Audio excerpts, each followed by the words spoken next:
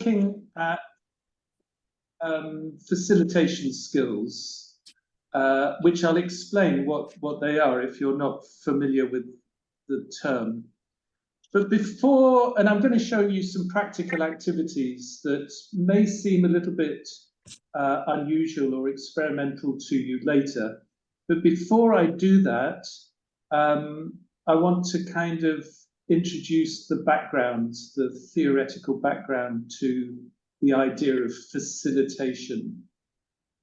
So first of all, I want to ask you some questions, two very simple questions, but maybe the answer is not so simple. First question is, what is teaching? Is teaching mainly about giving knowledge to the learners, or is teaching about helping learners to learn?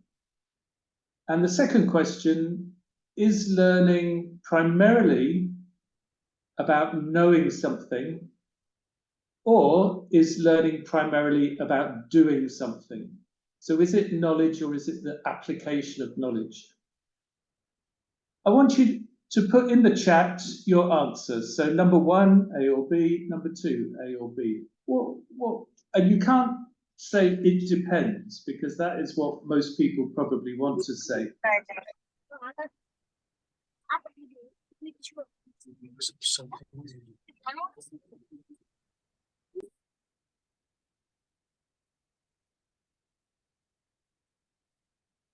Okay, so we've got a lot of B's, and that's kind of usually what teachers say. So teaching is mainly about helping learners to learn. So only the learners can really learn, and the teachers can help them learn. The teacher cannot learn for the learner. And also learning is primarily about doing something. So I kind of agree with that. But I guess a lot of teachers do agree with that. But then it becomes a question of, how do we do this? I mean, traditionally, it's the difference between positivism and constructivism. So a positivist would see knowledge as a kind of body of knowledge, and it's something that can be transferred from one person to another person.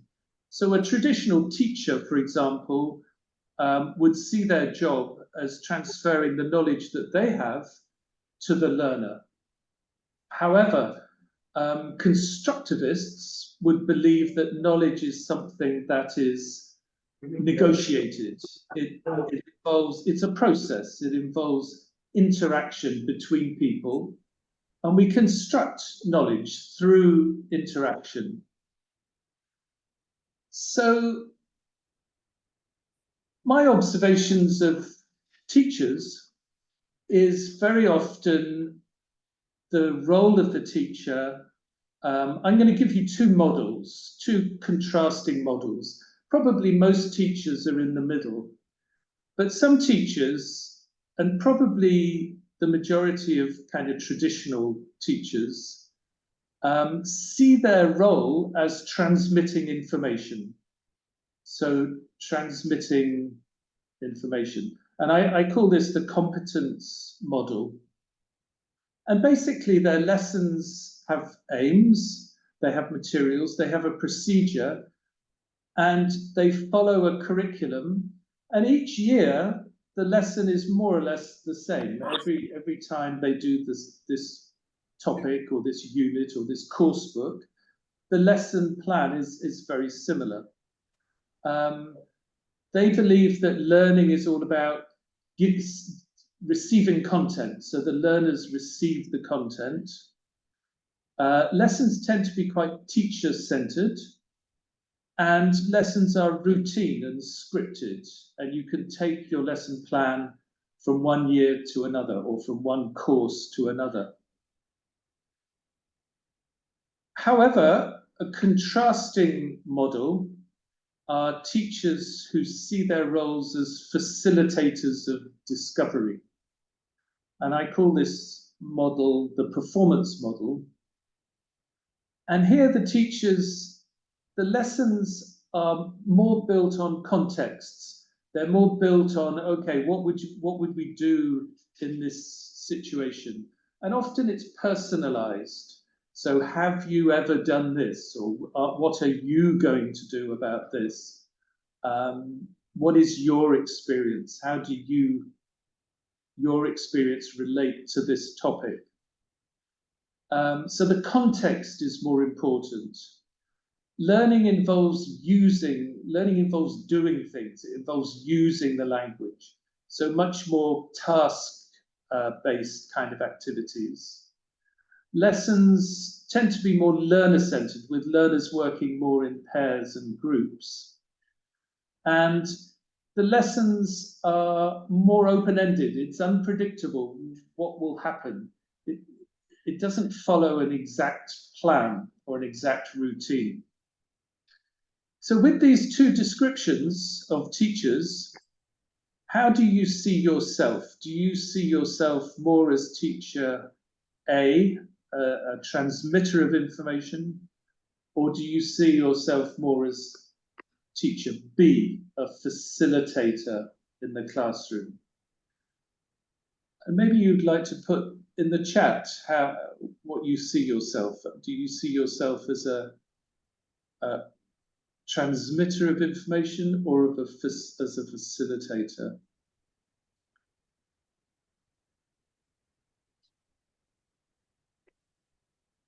Okay. Yeah, exactly.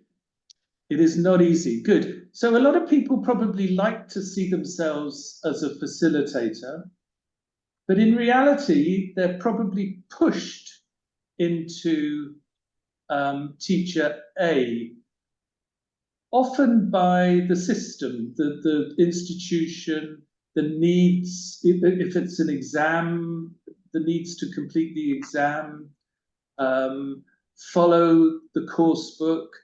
I mean, I find myself as a teacher trainer often transmitting information, trying to get people to follow the materials, receive the content, when actually I would much rather be facilitating learning.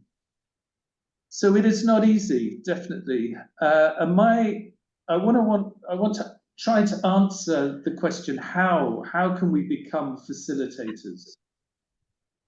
And in order to answer the question, the first thing we need to think about is our identity as teachers. Because identity is the key to everything. How we see ourselves, how we perceive ourselves as teachers, is going to influence how we behave in the classroom, what our beliefs are, what our attitudes are, what our values are, how we react, how we control our emotions, how we respond to situations. So I think in terms of teacher development, the first question we need to ask ourselves is, why are we here? And this is not a philosophical question, why do human beings exist on the earth? This is, why are we here in this webinar at this time? Why are you here? Why am I here? Why are we doing this now? What has brought us to this position in our career development? And that is going to include teachers like questions like, why are you a teacher? And what kind of teacher are you? And these are questions we need to answer before we can decide how we're going to teach. So I'd like you to reflect on these questions. Why are you a teacher? And what kind of teacher are you? I mean, often why you are a teacher is based on early influences, maybe your family, maybe role models, maybe teachers in your life. So it's worth reflecting on that. I have reflected on it, and I've come up with my own educational philosophy, which is based on three key principles. The first principle is that learners need to be engaged. If they're not engaged, nothing's going to happen. And teachers need to be engaged as well. So the next question is well, what is this engagement? How can we engage the learners? It's not, we don't have a switch, so we can switch them on and switch them off. It's not like a light. Often there are sort of degrees of engagement. But learners nowadays are very often easily distracted by mobile phones, by visuals, by social media, by a whole range of things. And it's quite difficult to become absorbed, totally absorbed in a task. And in the classroom, what we want to do is we want to experience this idea of absorption, total engagement. Sometimes it's described as a flow. So the time seems to stop and everybody in the class is totally absorbed. And this very rarely happens.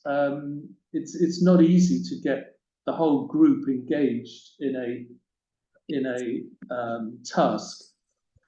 And what does engaged mean anyway? I mean, personally, I think it means being engaged physically. So our body is active. Mentally, obviously.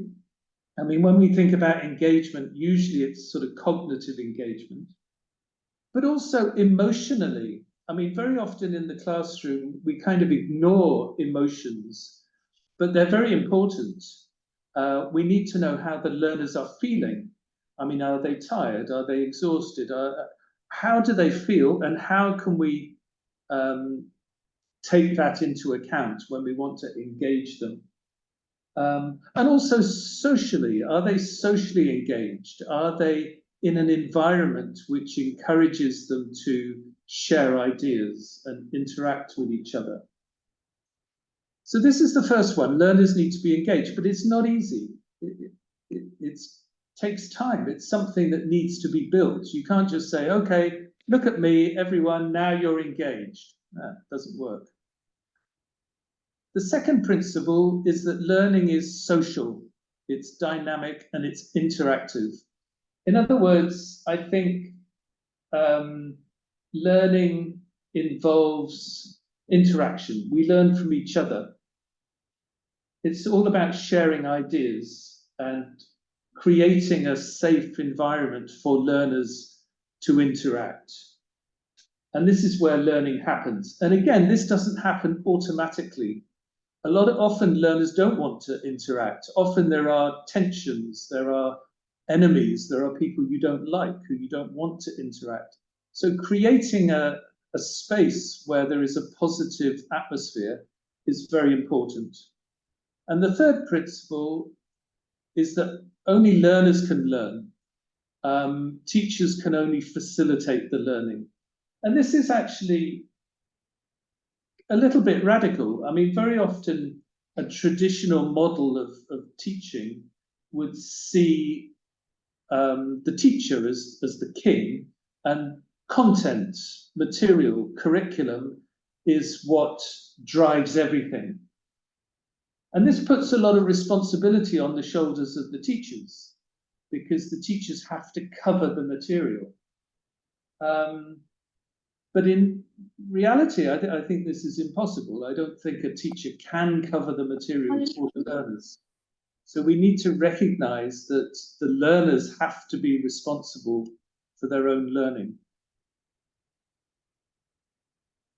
Most teachers, I think, kind of see their role as one of control. So the aim is to kind of keep the learners in control of the learners. Whereas actually, learning will only happen if the learners are engaged.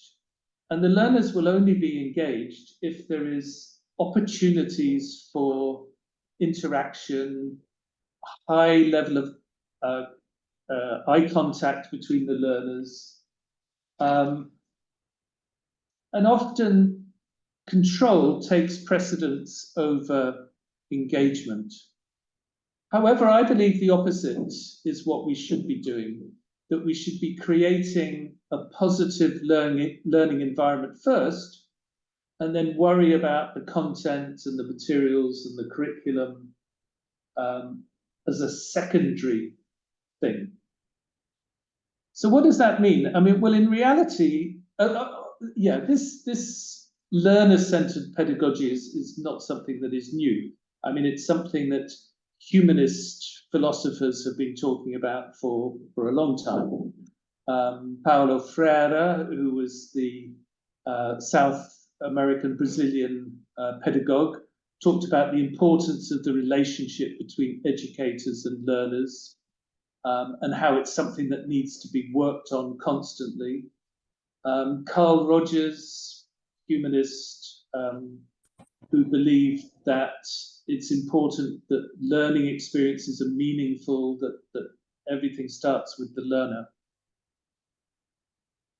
So the reality of being a teacher looks more like this.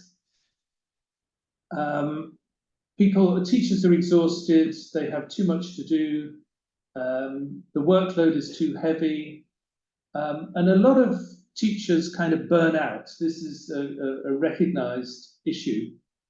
There's a huge shortage of teachers, particularly after the COVID pandemic. A lot of people left the profession. And in most countries, I'm not sure what the situation in Kazakhstan is, but in most countries, more teachers are leaving than joining.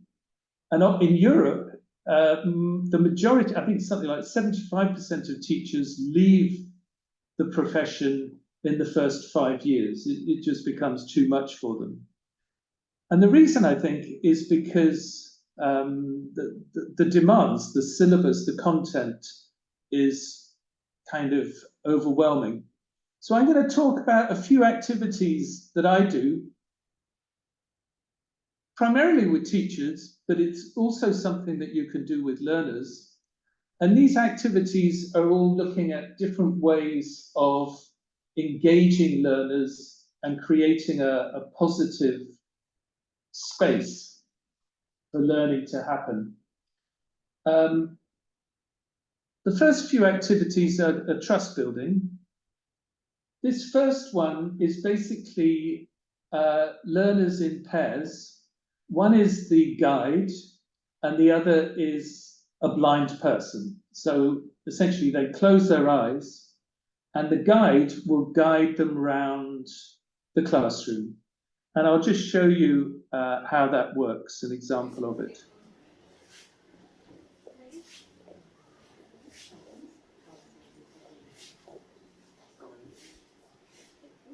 So this is essentially building self-awareness, trying to build listening skills, but also building a rapport with your partner and trying to build trust.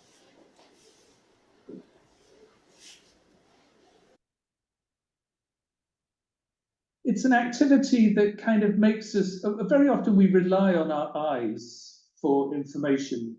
So if you do this kind of activity, you're having to rely on your ears and also rely on touch. It's kinesthetic because your partner is guiding you around the room.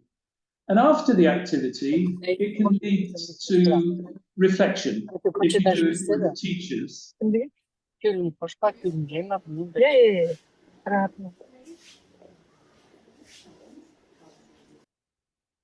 So with teachers, you can reflect and you can ask the teachers, how did you feel?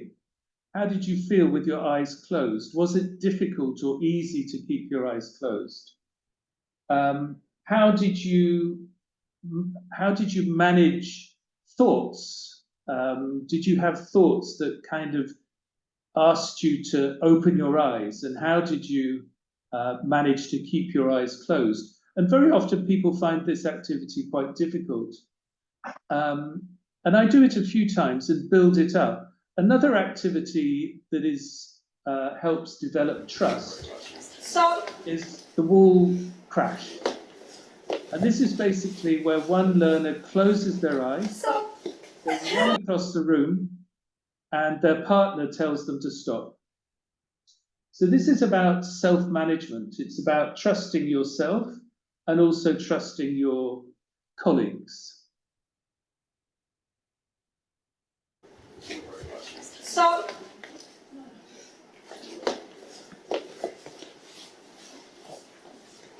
so. Too late. Another activity, I mean, I'm a great believer in personalization. So creating a space where learners can talk about themselves, self-disclosure. And this is a good way of getting learners engaged if they're talking about themselves. There are a number of ways we can get learners to self-disclose. So we can show interest in what they're saying. We can ask them open questions about themselves. We can highlight contributions from learners to encourage more interaction and more communication.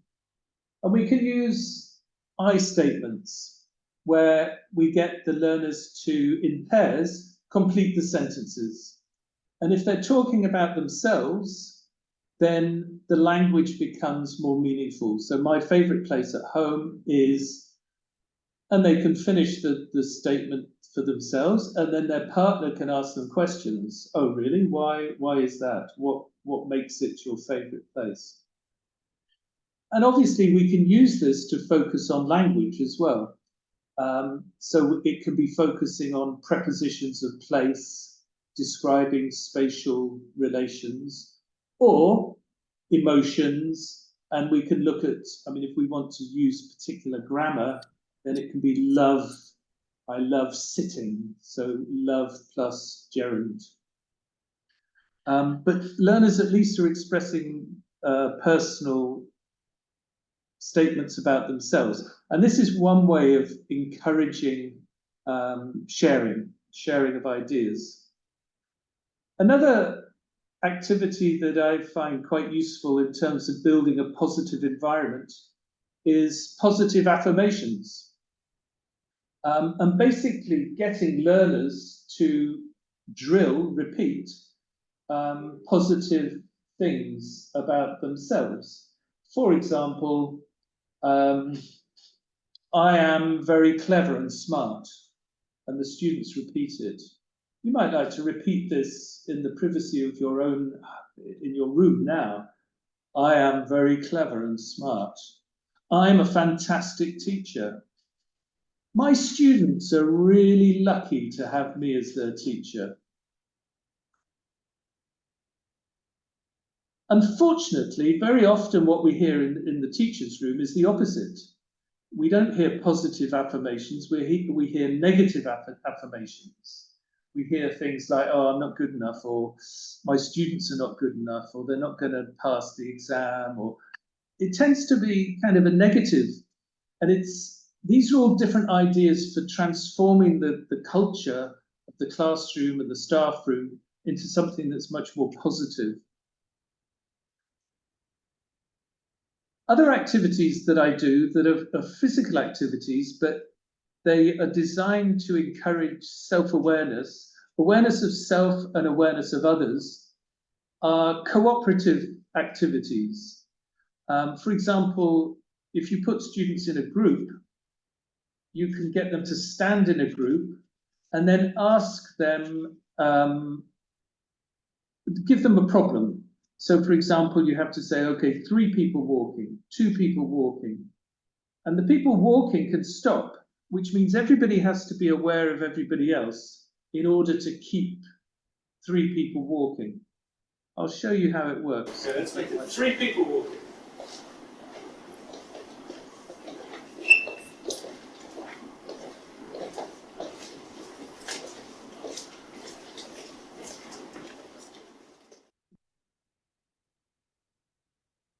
So that's an activity to develop group coordination. You have to work together as a group. You have to be aware of what everybody is doing. You have to maintain eye contact.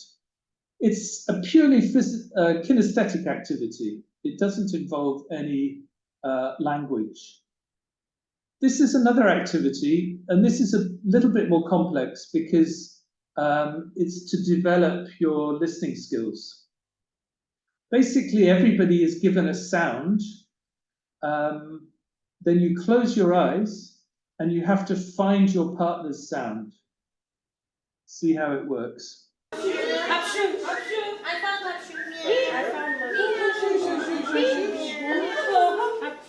Try to find your own. Don't lose, once you've found somebody, don't lose them, but try to find the other one.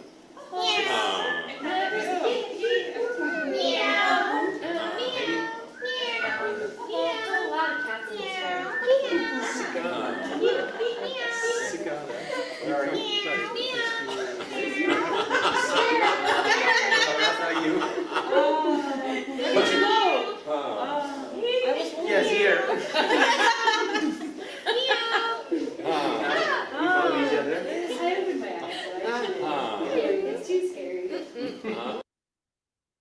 Okay, so these are basically developing relationship skills. So it's important that learners and teachers interact with each other, but interact in a meaningful, supportive relationship. So the way we communicate and the way we listen to each other is how we will build a positive learning atmosphere that encourages self-disclosure and open agreement or disagreement. So how we cooperate and the way we interact and how we develop self-awareness and relationship awareness, I think are important. This is another game which I call the zombie game. And this game is to encourage group coordination. Basically, the zombie wants to sit down and the participants have to stop. They have to work together to stop the zombie from sitting down.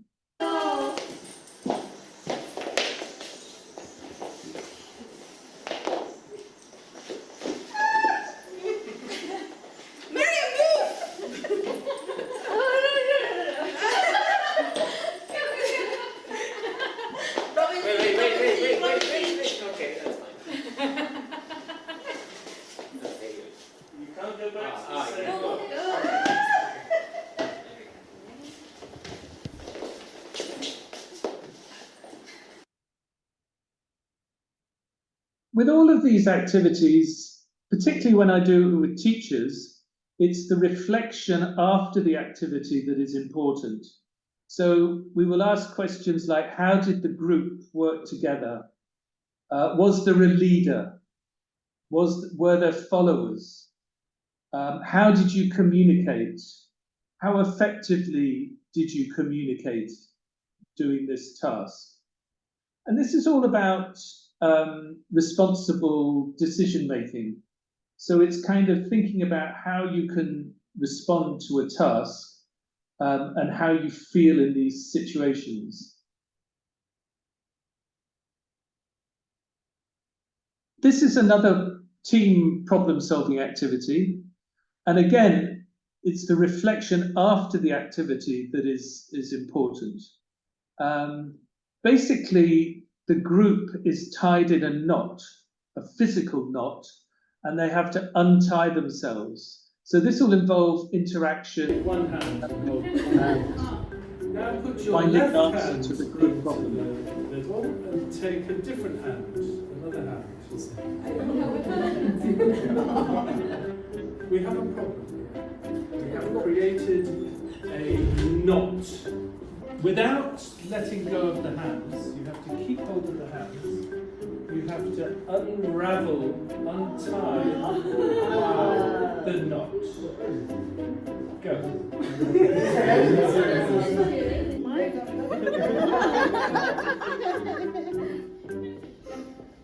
Would really recommend this workshop to all teachers, because in this time, most of our students are so lethargic.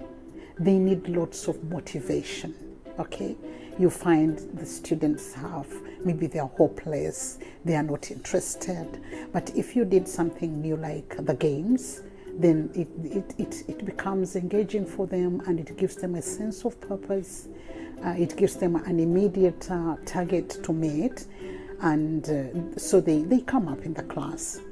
And what I love about this, it's not that it applies to a certain level, it can work across the levels, right from the young learners to the adults.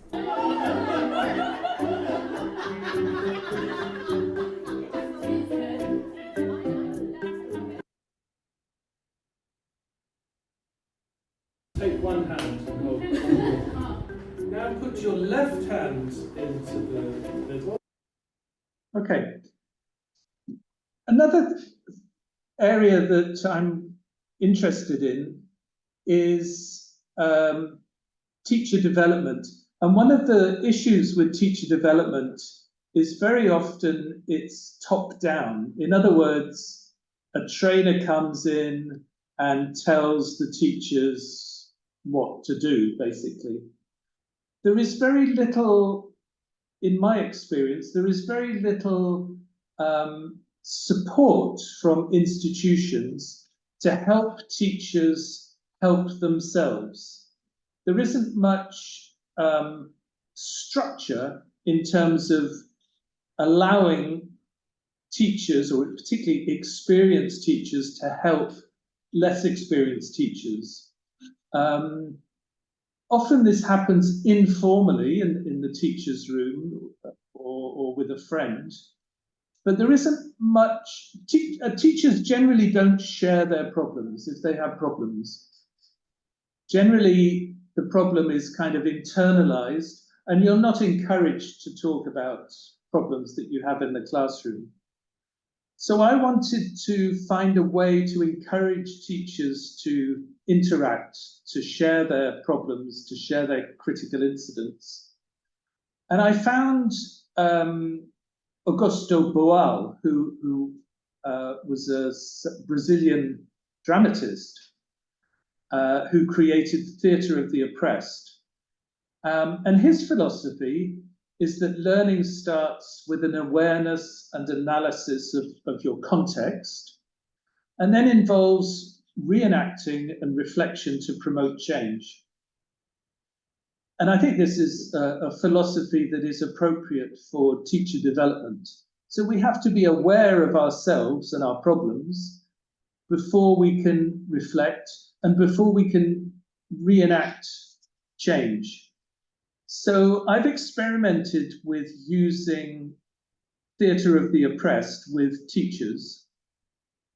And basically, the principle is that you discuss a problem, discuss an incident, a critical incident, and then with your colleagues, you reenact it. You create a little drama, reenact it, show it to other teachers, and the other teachers will help you solve your problem. The advantage of it being dramatized is it provides some kind of distance. It's not your problem, it's a story. It's kind of a story that you're working on. But it's very participant-centered. I mean, it involves finding solutions, generating dialogue, and solving real problems that real teachers have. So basically, when I've done this, there are 3 stages or 3 workshops. The first one is kind of exploring problems that teachers have. And teachers have a lot of problems that they don't often talk about. Sometimes they're problems in the classroom, but very often they're problems with colleagues or materials or institution, or a whole range of problems. The next stage is discussing these problems in groups and then creating a little drama.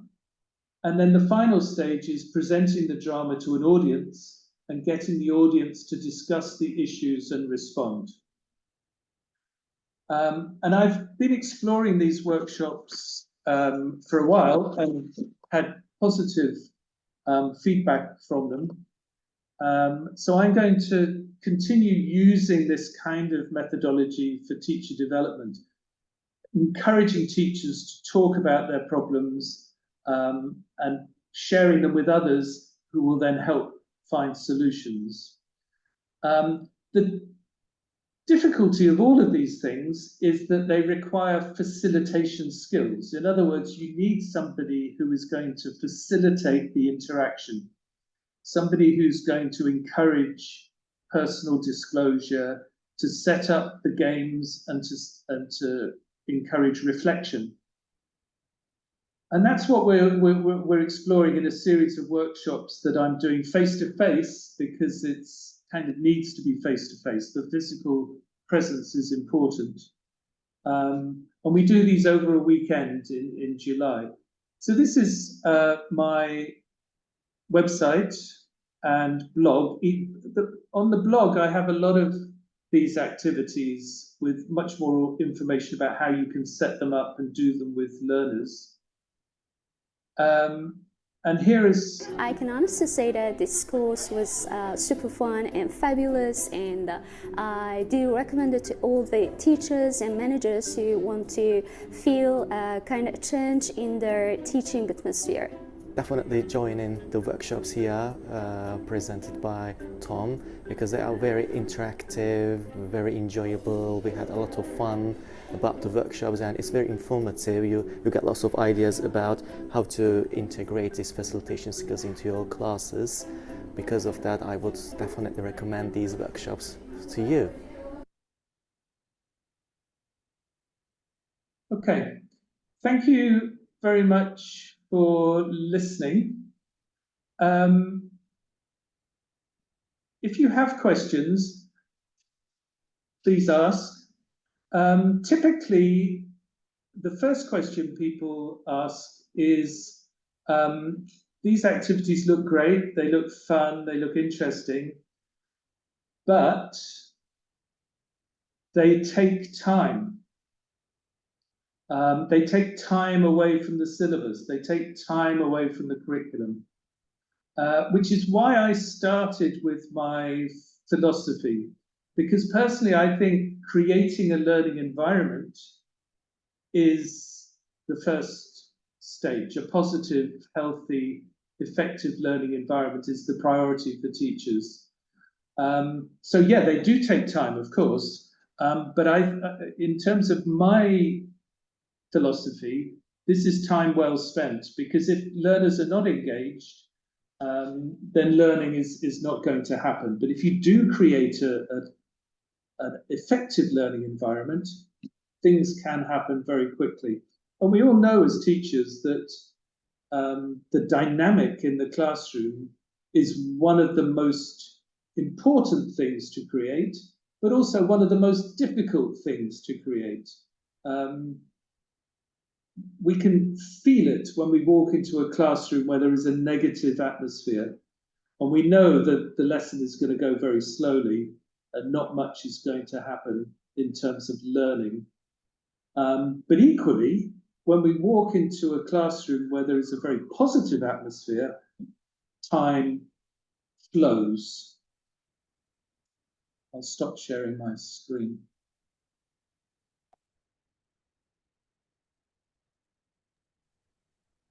Thank you, Mr. Godfrey. Now I'd like to encourage our colleagues, if you have any questions, please ask about the facilitation skills, about maybe you have some experience of learning this skill in your teaching experience. So if you have any questions, insights, or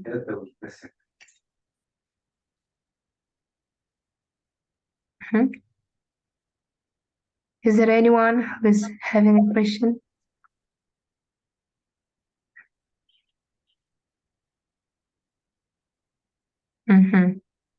Yes. I mean, I didn't really talk about the use of drama, but drama is a very effective tool to use in the language classroom, because it engages the learners on all these levels, physically, mentally, emotionally, and socially. It's not really theatre. Theatre is much more about performance, whereas drama is a tool that we can use in the classroom to get learners to reenact certain scenarios in certain situations. It can work online, but yes, it is more challenging. I mean, online, just because it's online doesn't mean that the learners are not physically present. Well, it does mean that they're not physically present, but there is an online presence. I mean, you can have a positive atmosphere in an online classroom, and you can have a negative atmosphere in an online classroom. Because it's mediated through a screen and technology, it's much more challenging to teach online in this way. But it's not impossible. You need to think of ways that learners can breakout rooms, for example, are a great way to get learners to interact with each other. You just need to set up tasks where they have the opportunity.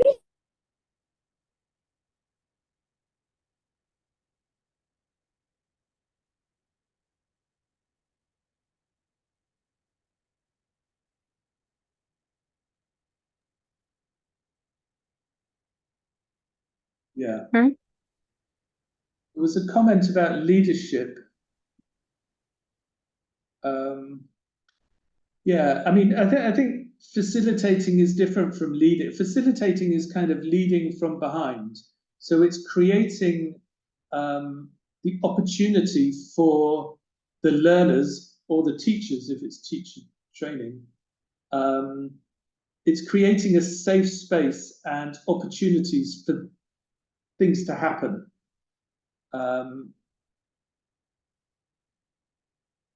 And it's, yeah, there's skills that they are related to teaching skills,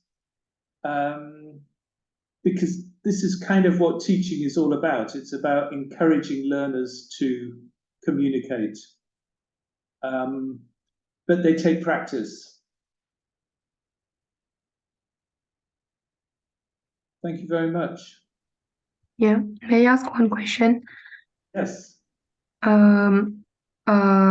Such warm-up activities and building trust or different types of games, we teachers usually, like most often, we use it with our primary learners, yeah, with our kids, teenagers, yeah, not with adults.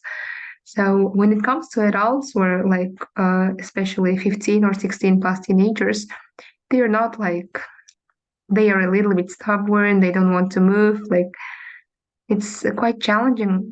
So because of their like personality, yeah. So it takes time. So what can you advise in this like such cases? Yes.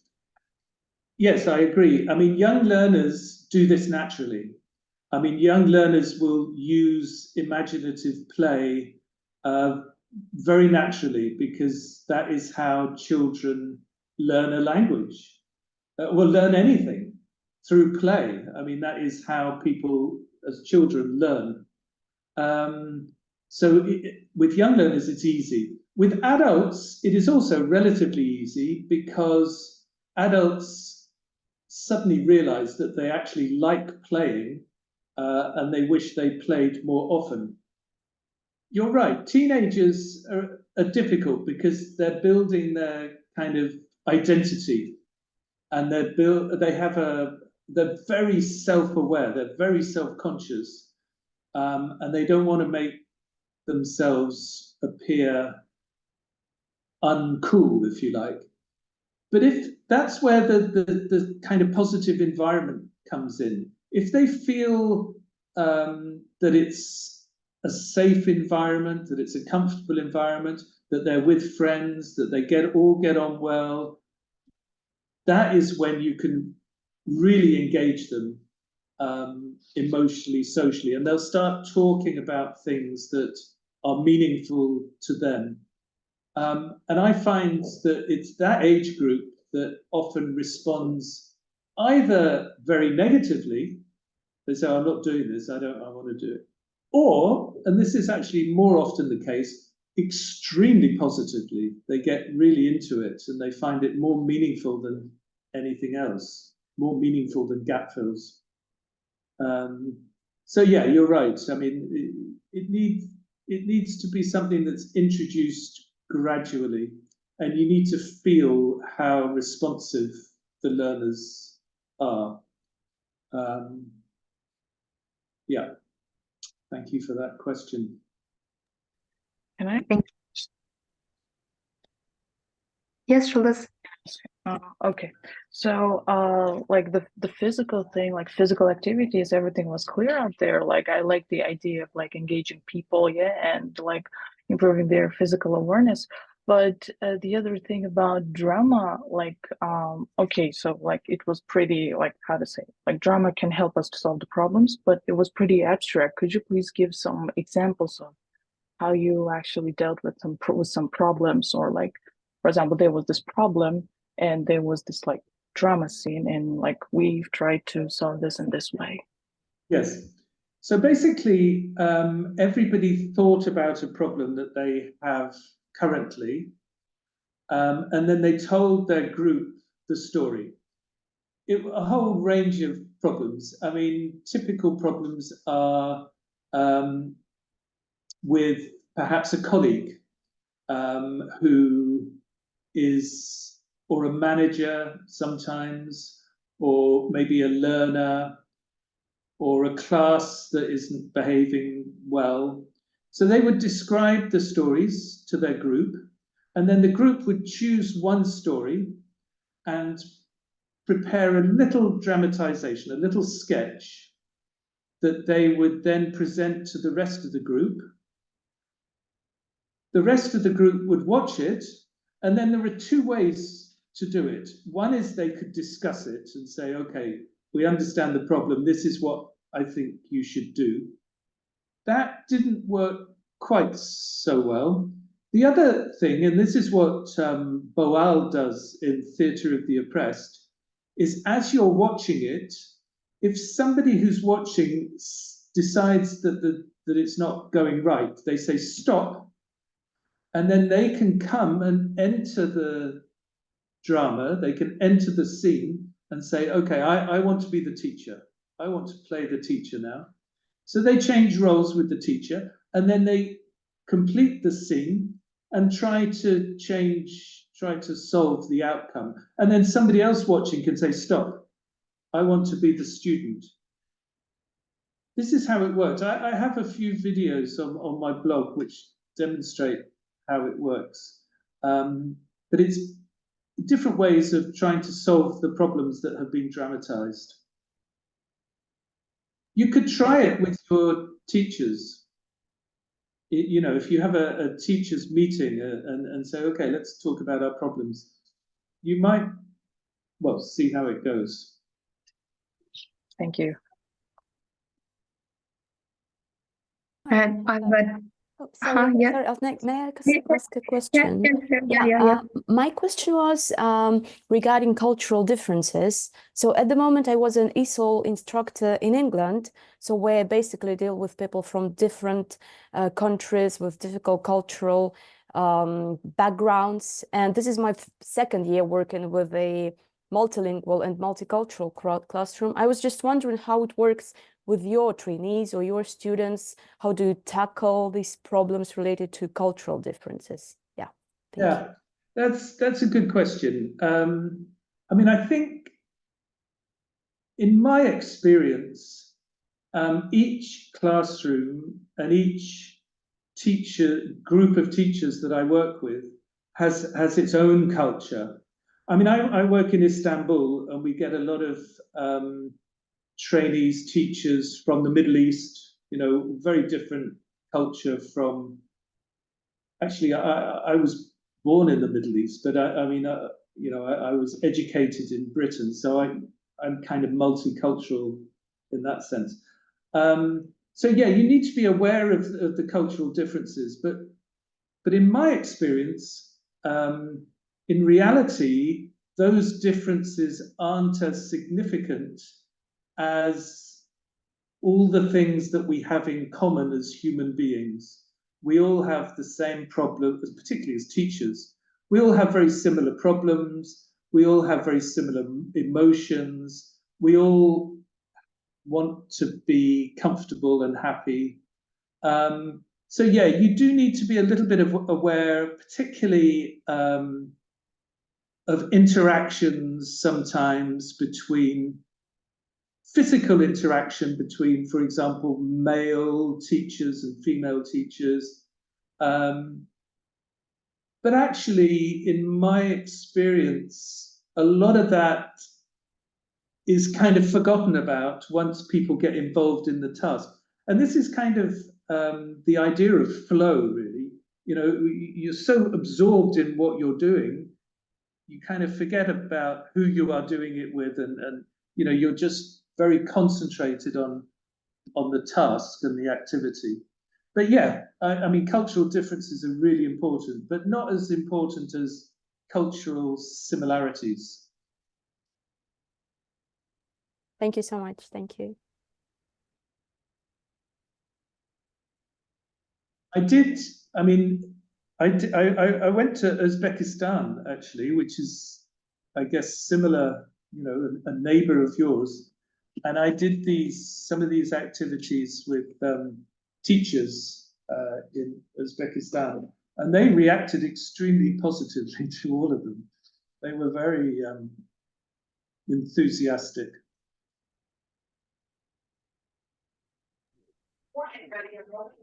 Okay. Is there anyone who is willing to ask any questions?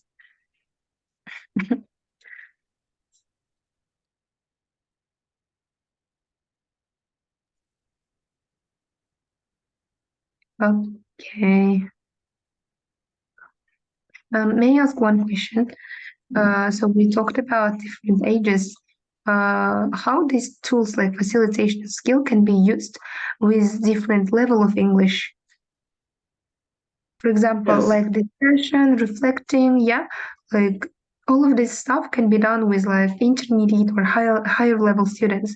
But when it comes to beginners, they do not understand the instruction at all in English. So we need to use our target language like Kazakh or Russian one.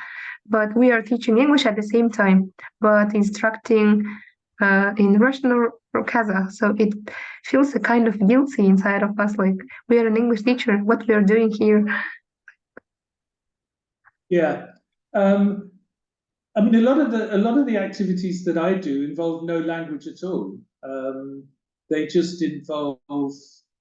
So the difficulty is setting them up, and often you can set them up quite simply through demonstrations. The reflection afterwards is important to get people to reflect on how they felt, how they did the activity. I don't have any problem with doing that in their first language, but also, you know, how did you feel? What did you do? Did you feel this or did you feel this? I mean, the language doesn't have to be complicated. I mean, it can be graded to the level of the learners. I mean, if you're talking about emotions, as long as they have sort of, you know, happy, sad, good, bad. I mean, it is still possible for them to kind of reflect on how they felt doing an activity with quite simple language. But also, I mean, if they want to just reflect on it more, then I don't have a problem with them doing it in their first language. The aim is to create an environment where people are happy to interact in whatever language they're using. They feel comfortable with each other. Okay, thank you. Thank you very much. Is anyone having a question now? Okay, I think, yeah, I think there is no question. Now I'd like to ask everyone to turn your cameras on and to conclude our meeting and to take a final photo. I'm going to make a screenshot on my screen. So please everyone smile and say cheese. 1, 2, 3. 1, 2, 3. And one more. 1, 2, 3. 2, 3. Okay, great. Thank you. Thank you very much. I'd like to thank you, Mr. Godfrey, for your very useful and information presentation. Hope our teachers will find it useful and will use it in their teaching way path, I guess. So thank you very much for your time. Thank you for sharing your knowledge and experience. Yeah, thank you, dear colleagues, for taking your time and joining our webinar. Hope you find it useful. Thank you. Looking forward meeting you in Kazakhstan, Mr. Dom. Yes, I hope so. I'd love to come. You must invite me. Yeah, by the way, we're going to have our annual conference in August, so you can come and join us. Send me the information. Yeah, definitely. Okay. I'll share with you all detailed information about our conference, inshallah. Okay, good. Great, thank you. Then we're going to meet in person in August. Yeah, that would be good because these activities work better in person. Okay, we are very excited to see it. Bye-bye. Bye. Thank you. Have a good day. Thank you. Thanks a lot. Thank you. Bye-bye for everyone. Bye, everyone.